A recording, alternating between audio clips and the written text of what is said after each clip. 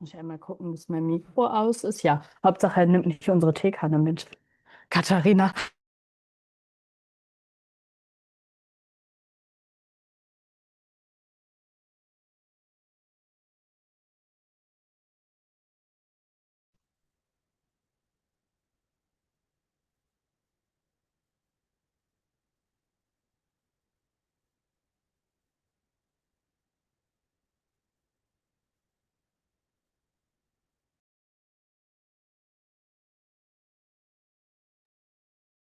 Guys. Buenas tardes.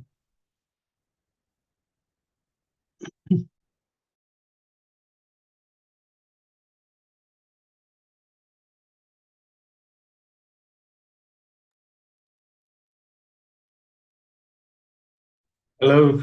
Thanks all for coming. I see many nice colleagues who found the time to join, and some people I don't know. I suppose they are colleagues of our speakers. Yes, I would like to welcome you in Diana's absence to this 23rd Democracy Talk, which is also broadcast on YouTube and will be there afterwards to be viewed on the Agora platform of Democrat Project. And we're very happy and honored to have with us Andrea Viejo Palacios, who is a project manager with the Catalan Federation of Associations of Families of Students in Public Schools. It's a long name. I tried to see their website and I discovered something very interesting, that only women work there. That we can ask afterwards. It's an ideal place for gender equality or inequality on the other side, it seems. One man I saw somewhere, but anyway, this just to warm up a bit. But Andrea will present for 15 minutes, as we know up to now. The standard is 15 minutes presentation and 20 minutes of discussion afterwards. She will present to us the project VU IBOT, Best Practices of Child and Young People Participation in Schools. And it's part of a bigger, I understand, project that aims to address the needs and proposals of children and adolescents in the educational field, to generate spaces or tools for school participation during emergency situations or emergency contexts, for example, during the COVID pandemic. So we are very happy to hear about this more, and it is very relevant, as I already see, because we also care about how students are integrated in the school settings for our project, and how democratic education starts from the actual life, school life, and participation in the school environment. So, but anyway, without further ado, let's hear Andrea. Welcome, Andrea. Bienvenida. Thank you so much, Georgios, and welcome everyone. Good afternoon, everyone. As Georgios says, my name is Andrea Viejo Palacios, and I'm project manager here in AFAC. And first of all, it's an honor to be here today as part of Democracy Talks and to present this project named Veu i Vot, that means in Catalan is voice and vote. And the aim of this presentation is to share with you all the lessons learned, the challenges, and the key elements of this project that has placed the genuine participation of children and adolescents at the heart of school life here in Catalonia in a specific context. So let me share with you the presentation and let's start. Okay. You seen everyone the screen? Yeah? Yeah. Perfect. So let's start. So first of all, let me present what we are, AFAC. AFAC is the Federation of Families Association of Catalonia. We are the largest federation representing families in the educational field here in Catalonia, encompassing over 2,400 associations. We were born for the defense of public education in Catalonia, and we perform a double function. On the one hand, we promote the associative participation of families, and on the other hand, we do socio-political advocacy in the defense of the right to public education. So as an organization that brings together and represents family, we firmly believe that schools should be spaces with children and adolescents, not only acquire knowledge, but also exercise their rights and develop democracy competencies. Therefore, that's why AFAC launched BeWiVote to address a fundamental need. That means ensuring the students to have a real opportunity to express their voices and to be here in decisions that affect their daily school life. As AFAC, we are committed to an education that encourages responsibility, critical thinking, and respect, convinced that this active participation of children and adolescents contribute to a more inclusive and cohesive school environment capable of responding to current social changes. So for us, promoting participation is not just a pedagogical goal, but a commitment to children's rights and to build a more democratic and just society. So to make this vision, to make these fundamental needs a reality, AFAC has real this project that I will present with the collaboration of various organizations. So this experience has been possible thanks to the support of the European Commission through the third 2021 Child Program, and a specific program that defends the rights of the children, and the collaboration of the consortium you can see now on screen, the National Youth Council of Catalonia and the National Council of Children and Adolescents of Catalonia. The intervention was focused here in Catalonia, that's why the partners are focused here in the city. So in addition, it's important to highlight the subcontracted organization, in this case was INDIC, is an organization specialized in the design and the evaluation of community and participatory projects that had played an active role in the project by carrying out the direct interventions in the participating schools of the project. So the background where BeWiVote was born was a specific background and is based on a very specific needs assessment. So on the one hand, we had the COVID crisis, as Giorgio says before, and subsequent school closures that highlight the lack of the meaningful students' participation in shaping responses to this pandemic situation, as students' involvement was often merely formal and limited because of the pandemic situation. So in schools participation, we have seen that it was restricted to two compulsory bodies. First of all, the school council, where the students' representation was minimal and only allowed for students between 12 and 16 years old. And on the second compulsory body was the faculty board, which excludes students entirely and maintains as an adult-centered approach. It's like was the adults that allowed the students to participate and not on the other way. So, given this context is where when BeWiVote emerged as a participatory initiative developed between 2022 and 2024, was 2 years of the project, in 8 public schools across Catalonia. It includes both primary and secondary schools from different contexts, urban, rural, and high complexity contexts, and they were selected to adapt different models of participation to their different realities. You can see in screen the 8 schools that participate, and you can see the different cities or the different locations of those schools. So the central objective of this project that I'm presenting now was to incorporate genuine participation process for children and adolescents within their educational centers, enable them to express their voices and have an influence on matters that directly affect them. That means to listen to them, what their opinions were and what they had to say.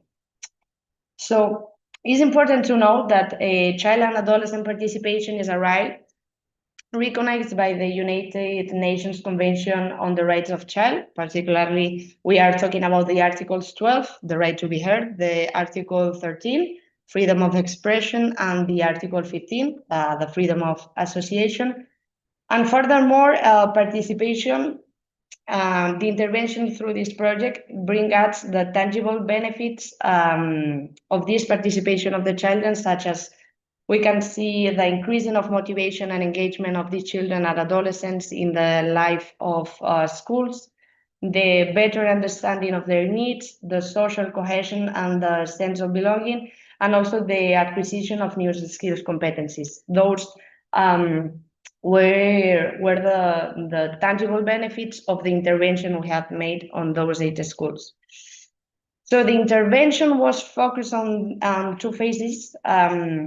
The first one was a participatory diagnosis that takes place in 2022 and 2023, with the objective to identify the students' interests and needs to make then the intervention like more specific, taking into account the context of those students and teachers that will participate in the intervention, and then the co-creation and implementation that takes place in 2023 and 2024, involving the design and the development of the participation mechanism tailored to each school. This part was like the part of more intervention, making direct intervention with the students and the teachers of the 8 schools that had participated.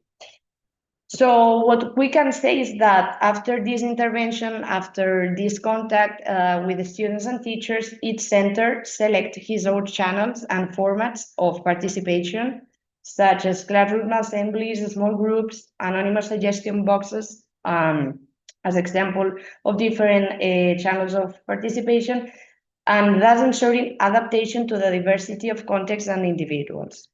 So we are not merely referring to classroom participation or activity involvement, but rather to having a voice in decision that affects the students and the function of the school. So for participation to be genuine, we have extracted 3 key conditions that must be met, and that we have seen it's like a pattern in these 8 schools. First of all, the willingness to participate. That means that topics that we take with the students and that we work with these students have to connect with these students' interests, that they must perceive that their opinions have impact. They have to have a relation with the topics we discuss in class and with the students' interests. The second condition must be the ability to participate. We consider that it's essential, and we discovered that it's essential to develop skills for debating, for listening, and for reasoning for those students. And the third key condition was the opportunity to participate through diverse channels and formats that must be provided so that everyone can express themselves on equal terms. So those 3 key conditions we discovered that is essential to achieve this level of participation that we are trying to reach here in the public system in Catalonia. So this participation doesn't not replace the responsibilities of teaching or management staff, but it does ensure that decisions are made by listening to students and providing them with reasoned responses, like treating them that they are human beings that can reason as adults can make. And through the project, mechanisms such as classroom and schools assemblies, small debates, groups, participation lessons, and suggestions boxes were some mechanisms.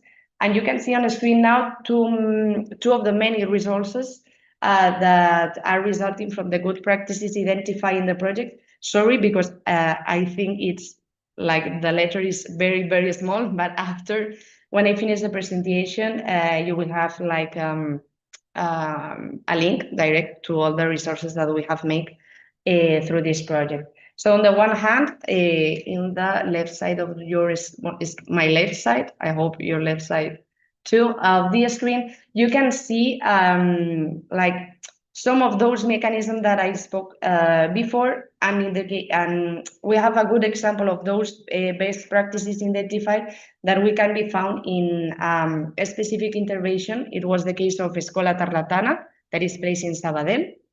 And there, the regular classroom assembly enables students to propose and discuss topics of interest. And with these proposals reaching the school management team, then they provide feedback. So this has led to increase the motivation and stronger sense of belonging. And it was like a very good practice to see through the intervention, the way that if we give to the students these mechanisms, they increase their motivation and their sense of belonging to the school. They take a part. And in the case of teachers, to ensure the continuity and the replicability of the project, we have developed a decalogue. Is for those teachers with 10 practical keys to foreseen the genuine participation, as well as self-assessment tool for each school to determine its current status and identify ways to advance in the participation in their schools. And we can say that the project has generated results such as greater motivation and sense of belonging, not only the students, but also the teachers with their classes, to improve the coexistence between students of different ages and also the management staff and the professors, the acquisition of democracy competencies and share also responsibility. And this experience has shown that participation is something that cannot be improvised. It must be organized and planned. And it's crucial to address motivating topics for the students and ensure a safe and trusting environment to develop this participation and offer formats that suit to all personalities. Is not the same to make a debate in a specific school that make an assembly and another way around. And I cannot finish my intervention that I hope I'm doing in the 15 minutes they gave to me without sharing the video of true protagonists. Here we have a video of the children and adolescents that have participated in the school. So you can listen firsthand their experiences and their opinions, and which is the real objective of the project. So I will show you now the video, and let's see.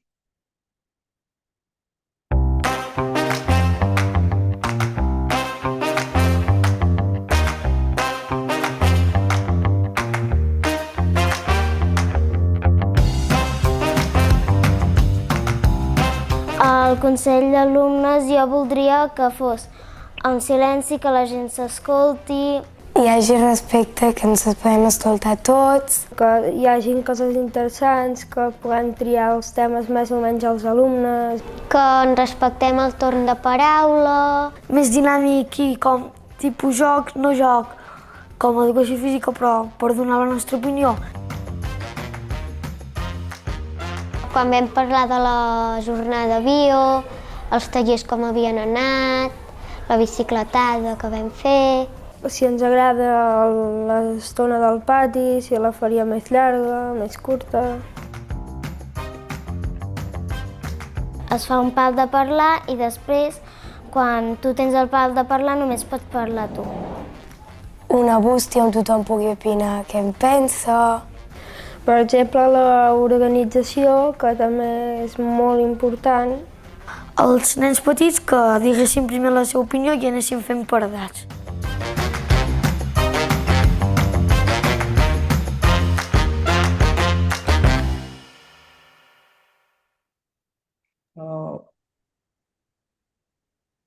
In this case was the Cabarets School. Okay. And well, I think that I can conclude that we have learned through this project that participate involves developing social and organizational and reasoning skills for those students, and also for us and for the society in general and for teachers, and requires real and diverse opportunities for everyone. So participation requires time, requires organization and institutional belonging that will consolidate this change that we are here in AFAC we are trying to make in public school system here in Catalonia. And if we aspire to a more democratic and inclusive school, we must give the voice to those children and adolescents that will develop as human beings here in our society, and ensuring that their opinions are heard and include decision making in their daily life. So thank you so much for your attention. I hope I expressed myself well.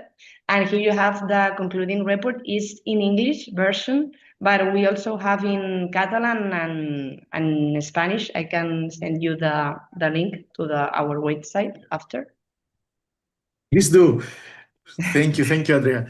If you want to stop sharing, perhaps we'll see each other a bit more now. There we are.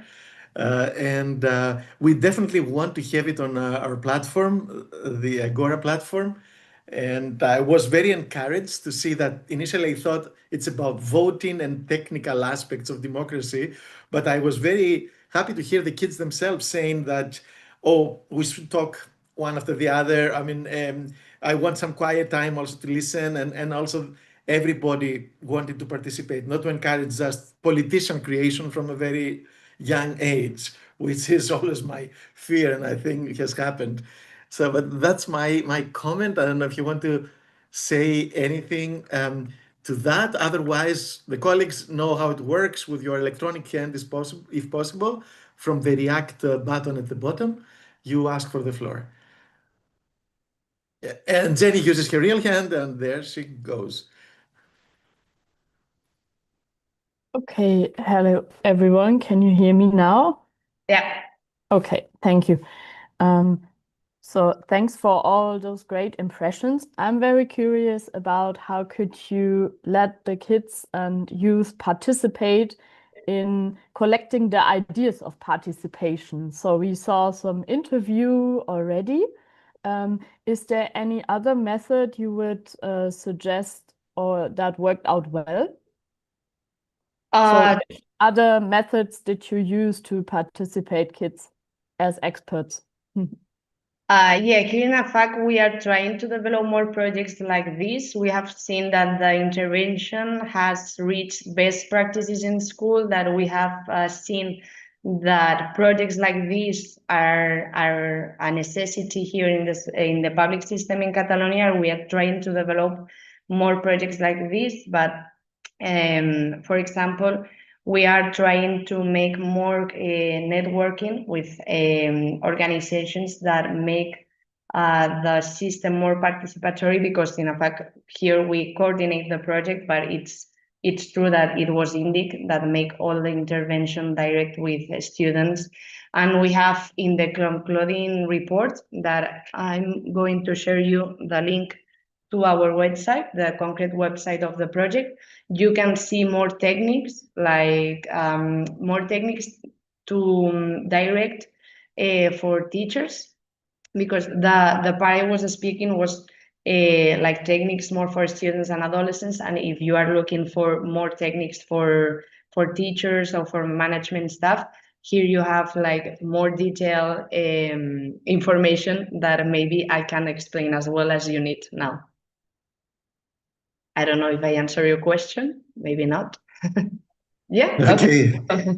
So, Thanks, and we can get back to you. We have your emails now, and Lydia and other colleagues. So if we need to, Jennifer, we can give them to you. Karsten. Yeah, I have only one question. I believe you mentioned in your presentation something about the impact. How do you measure the impact of the participation in schools on the, or do you measure the impact on participation on the democratic competences of the students? mm-hmm. Yeah, we made the intervention in the first half of the school year of the 2023 and 2024, and finishing this time of this school year. We have made some meetings with the management staff of the schools, and we have measured if the implementation of the techniques we have discovered through the implementation of the project has made some changes, talking with the management staff and also with the teacher staff of the schools. That was the way we had measured. And we are trying also to make a second phase of this project to make a better detection of this real impact, because it's like an intervention more specific in 8 schools, and we have talked after with the management staff of those 8 schools, but it's real that we have to ask the students if they have seen a change through this intervention, and it's something that we cannot measure now. We have to bring a little time to see if the impact it's real, or is something that has been for a little moment. So that's what we had do, and the purpose we have now. Thanks. Thank you. We could have given you, if you want to say something more, Karsten, that we have the 4 competencies, right?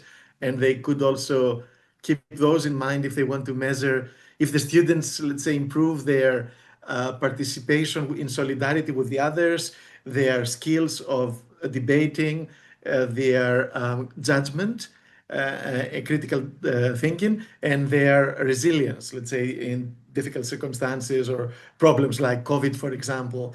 Do you have something like that, Andrea, or you do a more qualitative assessment? It was more qualitative in that way, because we are the largest federation here of associations of family, and with what we had to do was to go to those schools to propose this project, to participate on it. And it's true that the pandemic situation doesn't bring the best place to know what necessities were needed to make the intervention like more in detail. And that's why we talked with those 8 schools, and we discovered that this pandemic situation has made clear that the participation is some issue, that it's transversal to those schools. And when we reach in these schools, it's where we discover that it has to be more qualitative than quantitative, because we are trying to work with a right that is participate, and it hadn't had like for us a reason to make some quantitative thing. It was like more participate, to listen with the students, listen their voices. So it was more in that way. Great, thank you. Of Francesca? course, we can cross-fertilize, yeah? Who wants Francesca? Sorry. I see that Francesca says, I find it deeply moving and above all, incredibly inspiring to see how we can equip younger generations to become active democratic agents, especially in light of today's global political landscape. This gives real hope. It's clear this is the way forward. Thank you so much, Francesca.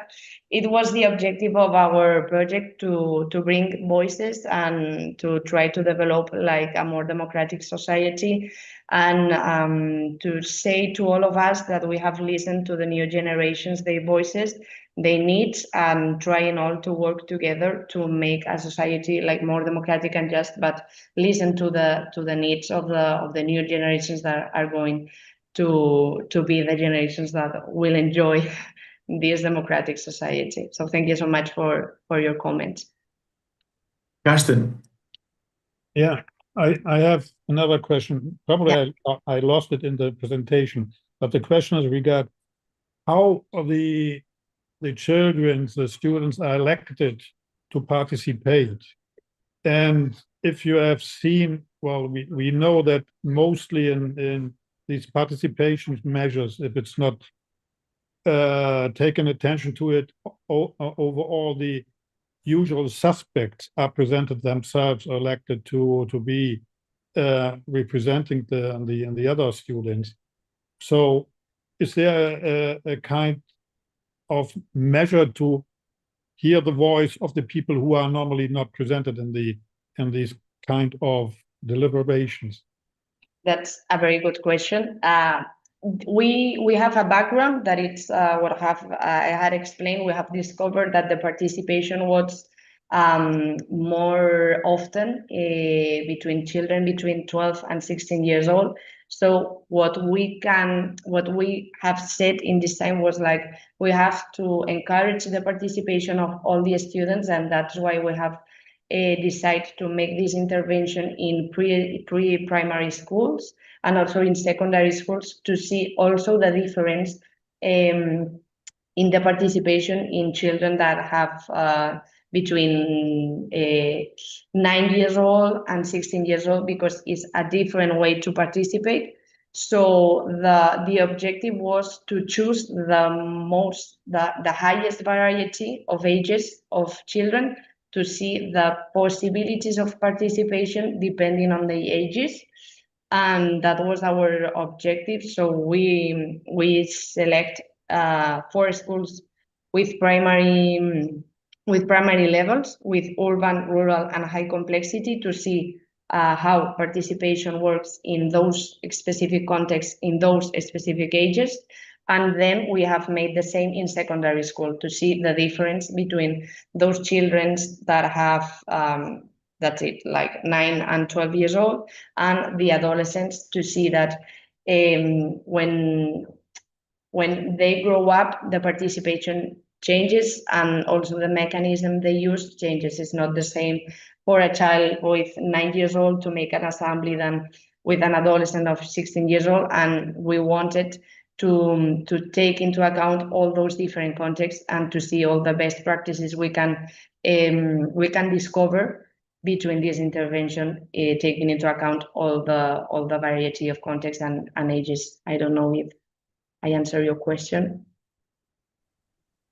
Yes, thanks. Yeah, thank you.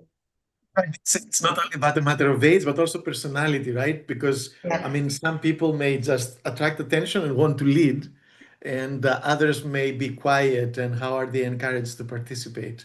I saw also you have like a World Cafe setting for these meetings of the kids, right? Is that the case?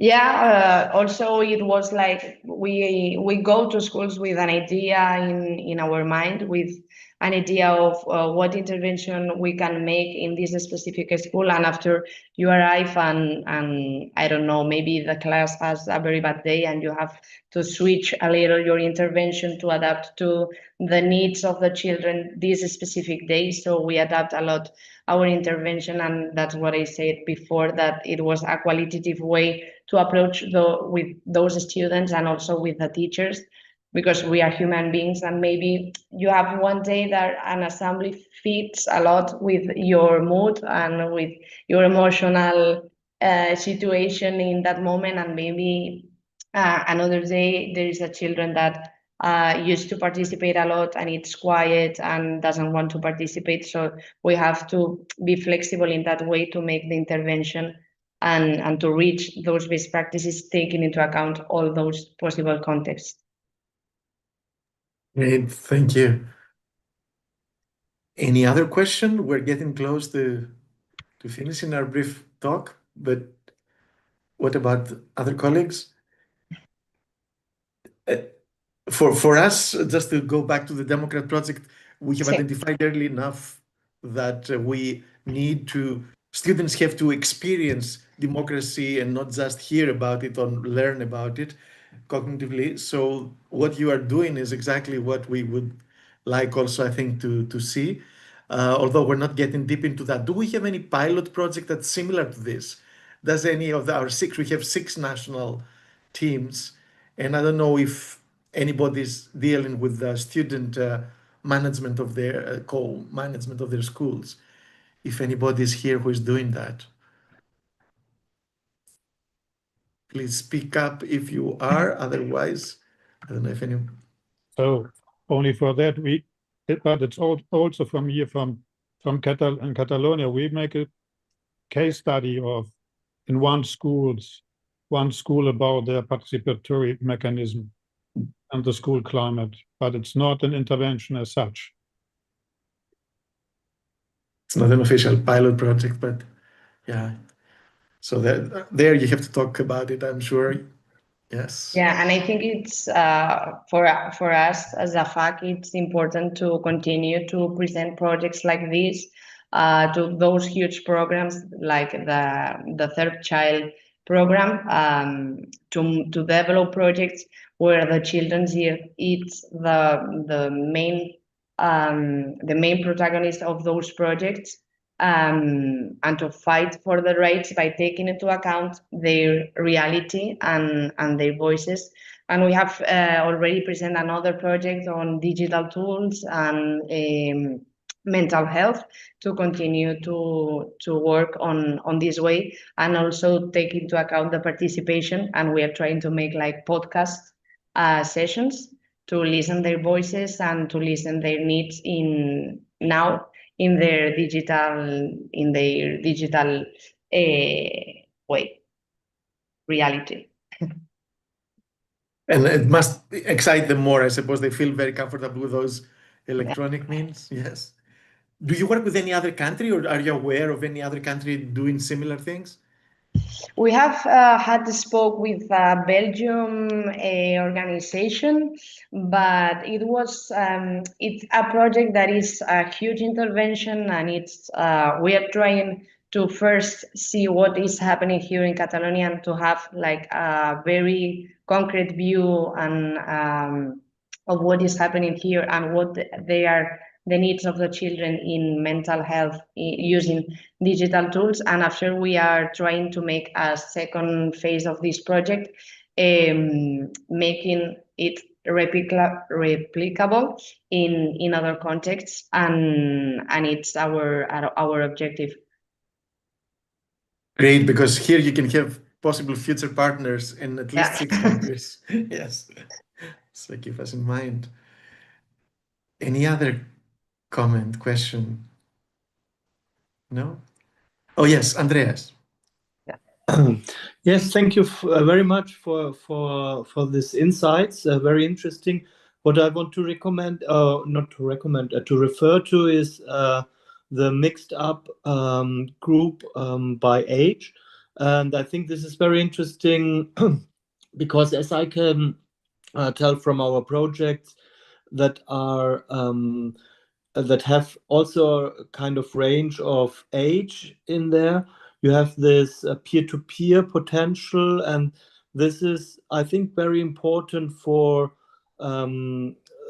school cultures to get the different ages into contact with each other, so they can refer or feel safe to refer to elderly colleagues if they have any other problems and so on, because this is what normally is not very common, that there is dialogue between the different ages, and this is also for me very confirming and inspiring. Thank you very much. Absolutely, thank you so much, and we are to take into account your opinion, and I think it's very important and like a very good way to continue to develop projects such as the one I present, and take into account different contexts and different ways to continue to work with the participation of children and adolescents. So thank you so much, Andreas.